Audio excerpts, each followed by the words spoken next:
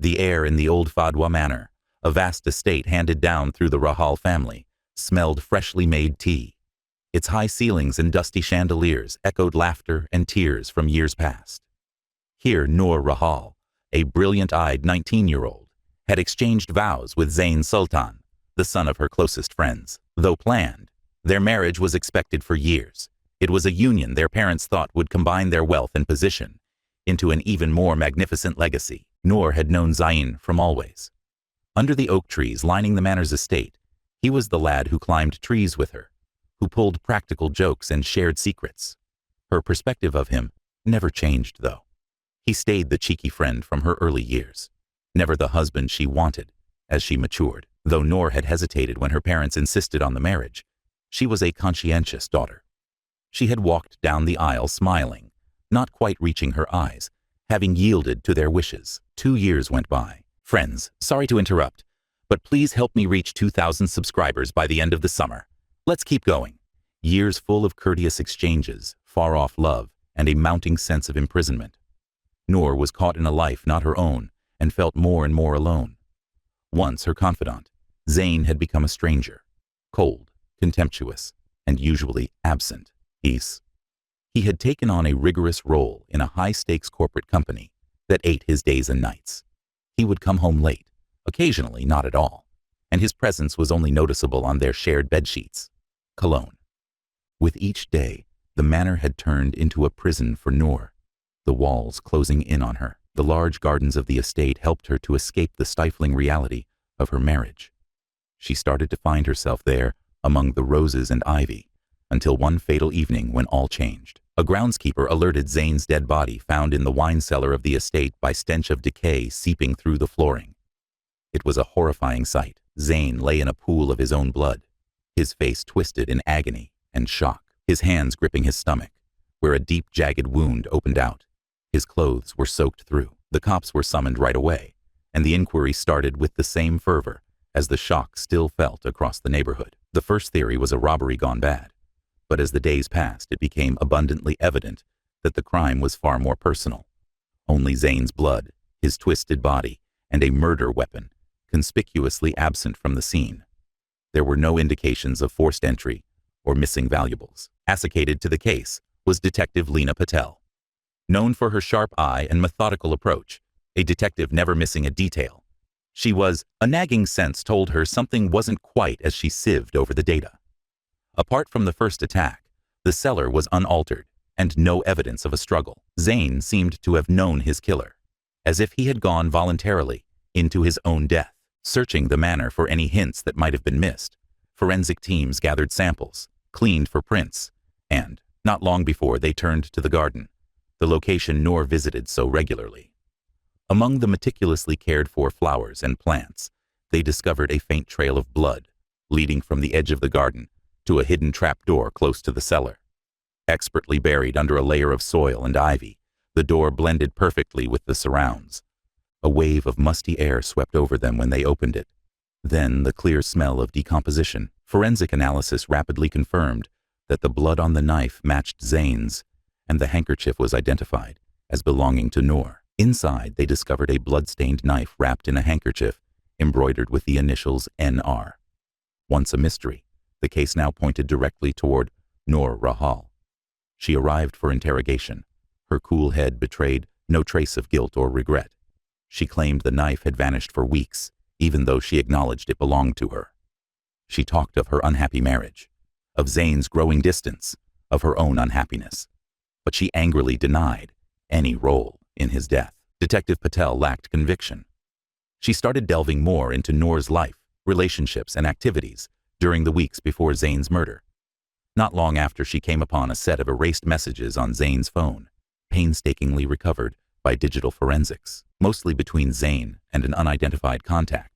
The messages suggested a developing mistrust of infidelity and a discovery that had rocked Zain's confidence in Noor. Examining Noor's phone and social media accounts further uncovered a hidden profile she had used to interact with a man called Aman, a name that kept coming up in Zain's recovered communications. Aman was Noor's distant cousin, someone she had reconnected with following years apart. Their correspondence was close-knit, full of longing and love's confessions of guilt. Just weeks before his death, Zayn had found out about the affair. Based on the letters, he had confronted Noor about it, threatening to expose her and call off their marriage.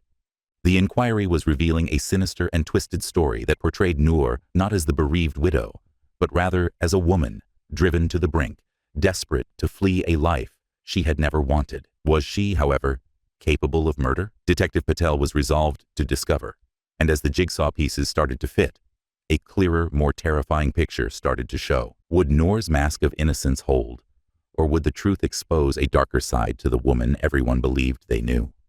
The research was far from finished, and the lines separating victim from villain grew ever hazy with every fresh finding. Detective Lena Patel found herself pulled more into the intricate network of secrets encircling Noor Rahal and Zayn Sultan as the inquiry went on. Every fresh bit of data pointed to more than just a straightforward crime of passion. She came to see how far the roots of dishonesty and betrayal ran the more she dug. Noor's relationship with Aman soon took front stage. Aman Zubair was not only a distant cousin, he was a man of great impact, a successful businessman with a reputation for friendliness to all around him.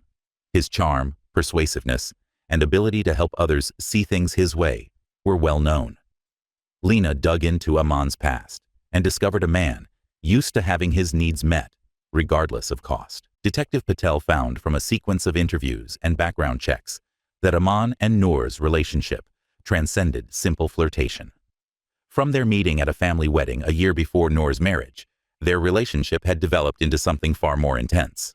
The recovered messages suggest that Aman had been encouraging Noor to leave Zayn, promising her a life of freedom and love, far detached from the restrictions of her planned marriage. Noor had clearly been caught between her want for a life with Aman and her obligation to her family.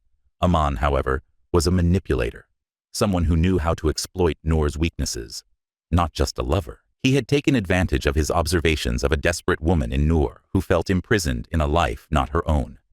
He urged her to dream of a different life, free from family expectations and the stifling marriage to Zayn. But as the inquiry went on, still another level of complexity surfaced.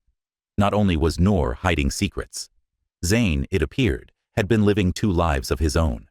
Although the recovered messages revealed his awareness of Noor's affair, there were also messages from Zayn's personal phone, secret from everyone, including Noor, that suggested his own misbehavior. Using his late evenings and regular business trips as cover for his illicit affairs, he had been involved with several women. The secret life of Zayn gave the case fresh angles. Long before he found out about Noor's relationship with Aman, he had been disloyal. It was clear that their marriage had been a front for both of them. Their parents had imagined a once solid foundation, but it was nothing more than a crumbling construction, created on lies and dishonesty. Among Zayn's lovers, Sarah Tanaka became a very important witness. Sarah worked with Zayn's colleagues, and their relationship had been close, full of passionate meetings and promises of a future together. Sarah said in an interview that Zayn had told her he was suspicious about Noor. He had told her about his anger, his will to define the circumstances, and his confrontation with Noor. Though he hadn't specifically mentioned what that meant, Sarah claimed Zayn had even discussed teaching Noor a lesson. Sarah's account cast Zayn in a far darker shade. He was not only the offended husband, but also a man ready to employ coercion or violence to keep Noor under control. The story was changing, and Noor's position as the offender suddenly grew more dubious. Has she responded out of self-defense? Had a husband who had evolved into a threat driven her to the brink? The inquiry changed course when forensic study of the crime scene produced surprising results. The blood discovered on the garden knife was not only Zayn's, it also included traces of a strong sedative medication given in high dosages. The autopsy verified that Zayn had been intoxicated prior to his knife attack. Hence, it seems improbable that he could have fought back or protected himself. This realization pointed to premeditation, a planned approach rather than a crime of passion. Still, the question begged, was Noor the genius, or had she been a pawn in another person's game? Detective Patel started to doubt Aman's impact on Noor, going far deeper than anyone had known as she examined the evidence. Once more interrogating Noor, Lena pushed on the specifics of the murder night. Under the detective's unrelenting interrogation, Noor's cool head started to crack. She continued to deny any involvement in Zayn's murder. Yet, She acknowledged knowing about his affairs, felt betrayed and imprisoned, but her narrative was erratic though, and her prior confidence seemed to fade when Aman was mentioned. The last piece of the jigsaw came together during a second search of Aman's house. Investigators discovered a small vial of the same sedative discovered in Zain's blood, hidden in the rear of a drawer in his study. Although it was sufficient to get a warrant for his detention, the reality gradually emerging was far more troubling than anyone had expected. Aman, it appeared, had directed everything.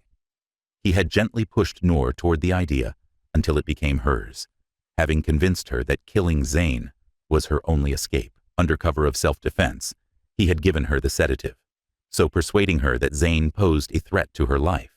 But when the time came, it was Aman who had performed the deed, making sure Noor would be linked and so eliminating both his romantic rival and firmly tying Noor to him.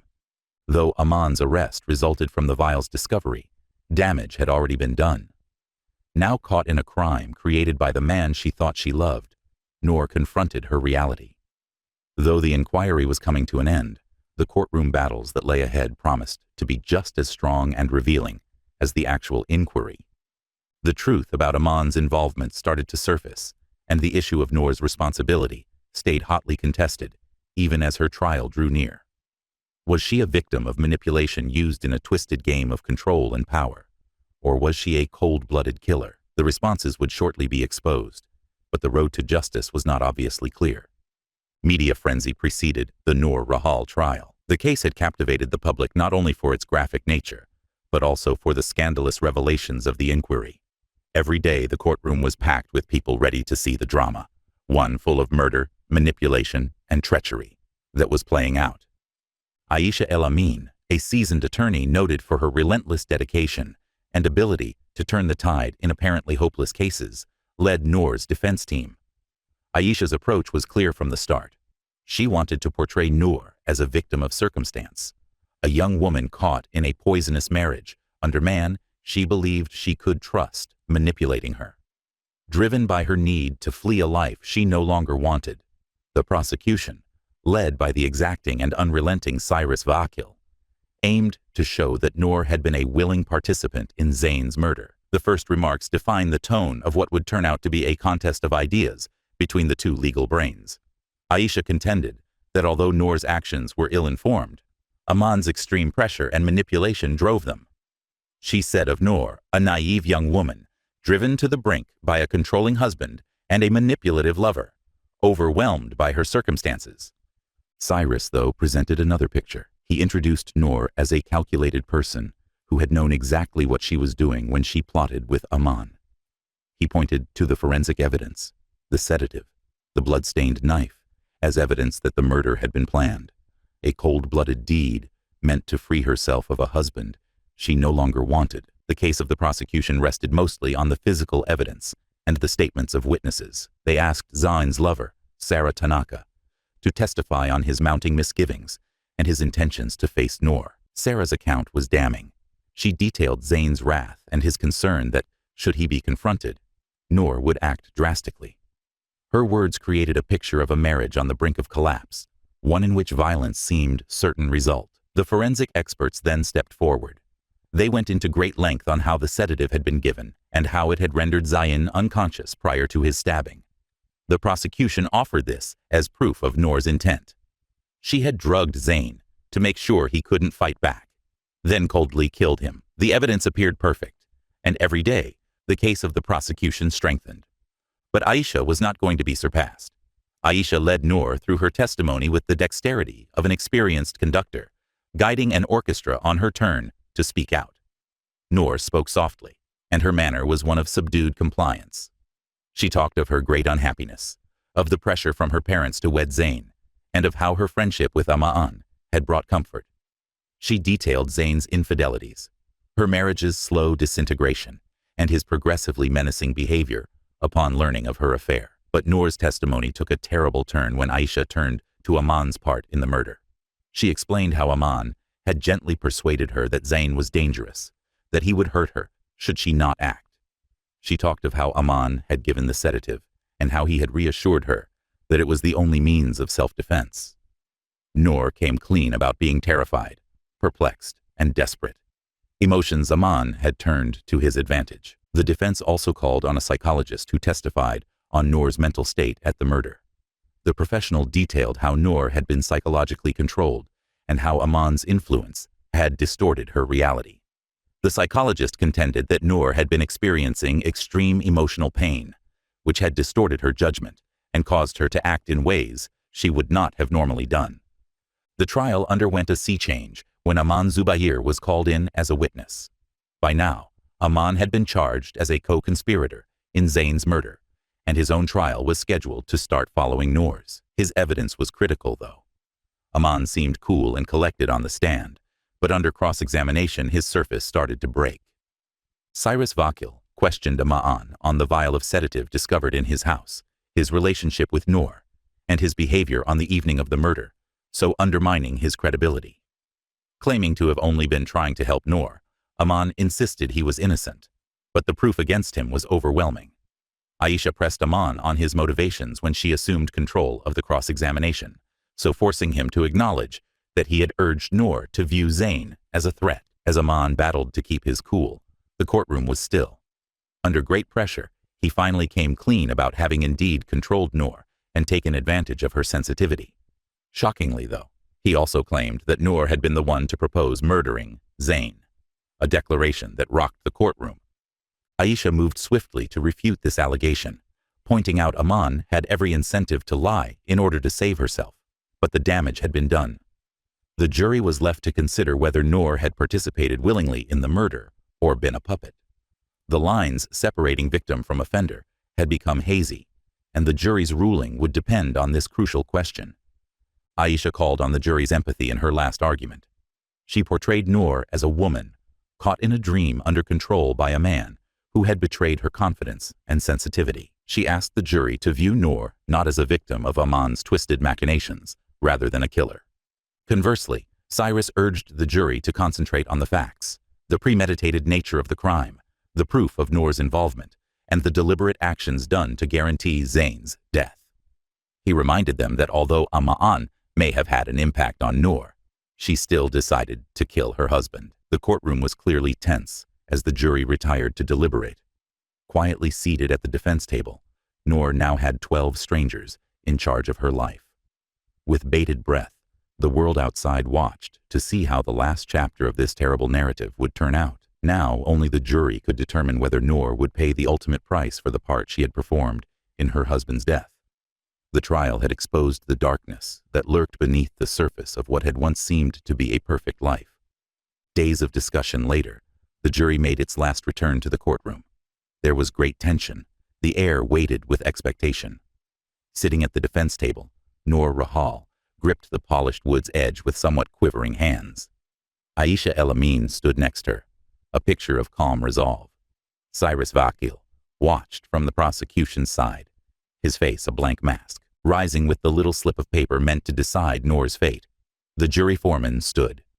The foreman answered the fatal question in a clear, steady voice. Guilty of second-degree murder. The words floated around the courtroom, echoing. Breath caught in her throat, and as reality of her circumstances set in, vision blurred. Aisha gave Noor a reassuring hand on her shoulder, but there was not much consolation there, though they admitted that Noor had been under great pressure and manipulation by Aman Zubair. The judge swiftly entered the sentencing phase, stating that the evidence had convinced the jury that Noor had in fact been crucial in the death of Zain Sultan. Noor Rahal was to serve 20 years in prison, with a 15-year parole possibility for good behavior. The courtroom hummed with whispers, a concoction of grief, surprise, and relief. While some felt Noor had been punished too harshly for a crime she had driven to, in many respects under influence beyond her control, others felt justice had been done. Aisha promised to appeal the decision as Noor was being hauled away in handcuffs, her once bright future, now permanently destroyed. Deep down, though, Noor knew she would probably spend the prime of her life behind bars, paying the cost for the decisions she had taken, regardless of how much Aman had shaped those decisions. Shortly after, Aman Zubair underwent trial, particularly his own testimony during Noor's trial, where he had unintentionally admitted to tampering her and playing a major part in the murder. The evidence against him was damning. Aman received a life sentence without possibility of parole after being found guilty of first-degree murder and conspiracy to commit murder. With no regard for the lives Aman destroyed in the process, the judge in his case made it abundantly evident that his acts had been premeditated, calculated, and motivated by his own selfish needs. The trial left waves in the society. Once close friends, the Rahal and Sultan families were now split irreversibly. Eventually sold off, the Fadwa manor, where Noor had grown up and where the terrible events had taken place, left its great halls to the echoes of a better past. Noor spent her incarceration, reflecting and feeling guilty, trying to maximize her time behind bars. She registered in educational programs. Regular visits from the prison psychologist helped Noor to fully appreciate how Aman had controlled and manipulated her. She came to see that although she had been a victim, she had also let herself be guided down a sinister road that finally cost her everything she valued. Eventually, the media turned to other scandals, but the Noor Rahal and Zain Sultan story became something of a warning tale. Years of public discussion over Noor's guilt saw some view her as a tragic figure and others as a calculated killer who had at last received what she deserved. Aisha El Amin put out great effort on Noor's appeal, but the procedure was slow and years passed with little change. Though she knew she could never go back to the life she had known, Noor harbored a faint hope one day that she might walk free. Devastated over the death of their son, Zain's family withdrew from public life, haunted by the knowledge that their son's life had been cut short not only by the woman he had married, but also by his own flaws and the evil forces he had let into his life. They laments him privately. The sultans would never be able to bounce back from the catastrophe. Their shadow of what had happened would remain over them like a dark cloud. Ultimately, the case acted as a sobering reminder of how rapidly love can turn to hate and how readily trust might be twisted into something lethal. Once a brilliant-eyed young woman with a bright future, Noor Rahal was now a symbol of the terrible power of manipulation, the results of decisions taken in desperation, and the harsh reality that justice, while served, could never undo the pain and loss suffered on so many. The years went by, and for those on the outside, life continued. For Noor, though, every day served as a reminder of the price she had paid, a price that had cost not only her freedom, but also the person she had once been. She wondered if she would ever find peace as she gazed out from behind the bars of her cell, or if the weight of her actions would be something she carried with her for the rest of her life. While the outside world had progressed, Noor stayed frozen in time, caught by the decisions of her past and the terrible memory of a life that might have been. The years following Noor Rahal's conviction were slow reckoning for everyone touched by the terrible events. Not only for Noor. Inside the frigid walls of the women's penitentiary, Noor's life became monotonous, broken only by the sporadic visit from her lawyer, Aisha El Amin, or her mother, whose visits dropped with the years. Notwithstanding her situation, Noor refused to let the darkness totally overwhelm her. She started learning, spending hours in the prison library, reading books on law, psychology, and philosophy, everything that might help her make sense of how her life had gone so far out of control. She turned into a model prisoner, isolating herself and avoiding the strife that so frequently developed inside the prison's walls. Eventually, her introspection and dedication to change brought her some respect among the other prisoners and the jail staff. Aisha labored on the appeal for years. The slow legal system seemed to be pushing Noor's hope farther out of grasp with every setback, but Aisha persisted, never giving up. She presented her case based on Noor's extreme psychological stress and manipulation by Aman into crimes she would never have thought about doing on her own. The appeal claimed that Noor should be eligible for parole earlier than originally sentenced, or have her sentence lowered at least. Outside of the jail, Noor had essentially been forgotten. Her story had been replaced with fresh scandals as the media moved on. Too had the Rahal family changed. Once pillars of their town, Noor's parents had withdrawn into quiet seclusion, their pride dashed by the events that had ruined their daughter's life. Unable to see their daughter behind bars, they visited Noor less often, and their once grand hopes for her were lowered to sorrow and regret. Now, serving a life sentence in a maximum security prison, Aman Zubair remained unrepentant. According to reports from his jail, he still had a poisonous effect on people around him, charming and controlling other prisoners, as he had done with Noor. But he was no longer a free man, and his influence limited to the small, violent prison yard. Then, one day, almost 10 years after Noor's conviction, hope started to show. Aisha found out the appeals court decided to hear Noor's matter. It was a rare triumph in a process rife with disappointments, and it rekindled hope that Noor might one day be free. For Noor, the news brought a range of feelings: hope, fear, and the intense anxiety accompanying the prospect of re-entering the outside world. Though the hearing was short, Aisha made strong arguments. She presented fresh psychological assessments showing just how profoundly Aman's manipulation had affected Noor's mental state at the time of the murder. So, painting a clearer picture of her, she said that Noor had already served a good amount of her term, and that her behavior in jail showed a real will toward recovery. Months passed while the court decided. Noor could only wait. Her future hung precariously. The triumph was mixed when the decision at last came down. Acknowledging the part psychological coercion had contributed to the crime, the court cut her sentence to time served. Although Noor was granted immediate parole under strict terms, she would be under observation, and her freedom would rely on her ongoing good behavior and therapy participation. The dull gray sky on the day Noor left prison matched her somber attitude toward her new reality. After so many years behind bars, freedom eluded her understanding. The world had changed, and carrying the weight of her past, Noor found herself a stranger in. Arranged by Aisha, she moved into a small apartment and started the slow process of reconstructing her life. Therapy visits, volunteer work, and quiet introspection occupied Noor's days. She stayed to herself, avoiding public attention and the still puzzling questions surrounding her case in some quarters. Her years in prison had changed her. She was no more the innocent young woman caught in a wave of dishonesty and manipulation.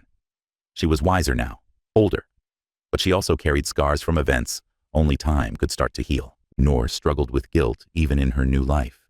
She understood that nothing could make the suffering Zain's death had caused on their families lessened. She also knew, though, that she had a second, precarious chance to live something of a life. She threw herself into work that counted, volunteering with groups supporting women in abusive relationships, advocating the perils of coercion and manipulation. Drawing on her experience, she sought to assist others, hoping that by telling her story, she might keep others from falling into the same traps that had caught her. Years went by, and Noor gradually started to mend her relationship with her parents, who had aged dramatically during her absence.